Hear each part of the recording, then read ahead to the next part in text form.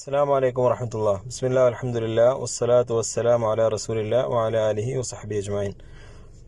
പ്രിയപ്പെട്ടവരെ, പരിശുദ്ധ റമദാൻ മാസത്തിൽ ഓരോ ദിവസവും വിശുദ്ധ ഖുർആൻ പാരായണവുമായി ബന്ധപ്പെട്ട ഓരോ നിയമങ്ങൾ മനസ്സിലാക്കാൻ ഉള്ള ഒരു ശ്രമം എന്നുള്ള നിലക്കാണ് ഈ പോസ്റ്റ് അയക്കുന്നത്. മുകളിലുള്ള പോസ്റ്റിൽ തജ്വീദ് നിയമങ്ങളിലെ വഖഫിന്റെ അടയാളങ്ങളുമായി ബന്ധപ്പെട്ട ഒരു അടയാളമാണ് കാണിക്കുന്നത്. മീം സഗീറ. അവിടെ വഖഫ് ചെയ്യൽ നിർബന്ധമാണ്. പ്രത്യേകിച്ച് അർത്ഥ വ്യത്യാസം ഉണ്ടാകാതിരിക്കാൻ, അല്ലെങ്കിൽ ഒരു പറഞ്ഞ ഒരു വിഷയം പൂർത്തിയാക്കി അടുത്തൊരു വിഷയത്തിലേക്ക് കടക്കുമ്പോൾ, അല്ലെങ്കിൽ ആ പറഞ്ഞതിനിടക്ക് തന്നെ ആ ഒരു വിഷയം അവിടെ നിർത്തി തുടരേണ്ടതായിട്ടുള്ള സന്ദർഭങ്ങളൊക്കെ വരുമ്പോഴാണ് സാധാരണ ഇങ്ങനെയുള്ള ഒരു മീം കാണാറുള്ളത്.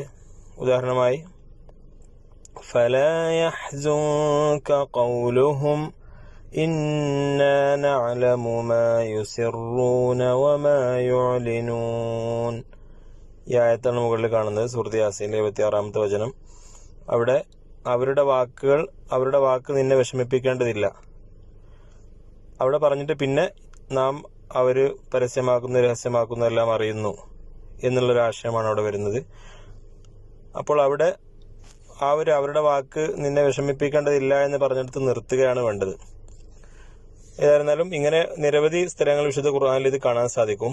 നമ്മൾ മൊത്തത്തിൽ മനസ്സിലാക്കി വെക്കുക, ഈ ഒരു മീം സഗീറ മുകളിൽ കണ്ടാൽ അവിടെ വഖഫ് ചെയ്യൽ നിർബന്ധമാണ്.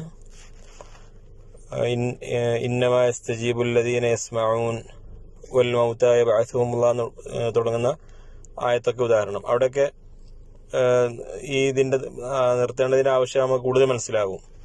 കേൾക്കുന്നവരാണ് ഉത്തരം ചെയ്യുക, മരണപ്പെട്ടവരെ അള്ളാഹു പിന്നീട് ഉയർത്തെഴുന്നേൽപ്പിക്കുന്നൊക്കെ പറയുന്ന വിഷയങ്ങൾ. അപ്പോൾ ഏതായിരുന്നാലും വിശുദ്ധ ഖുർആനിൽ പാരായണം ചെയ്യുമ്പോൾ ഈ ഒരു അടയാളം കണ്ടാൽ അവിടെ വഖഫ് ചെയ്യുക, ശേഷം അവിടുന്ന് തുടർന്ന് ഓതുകയാണ് വേണ്ടത്. അല്ലാഹു അലം. അസ്സലാമു അലൈക്കും വറഹ്മത്തുള്ളാഹി.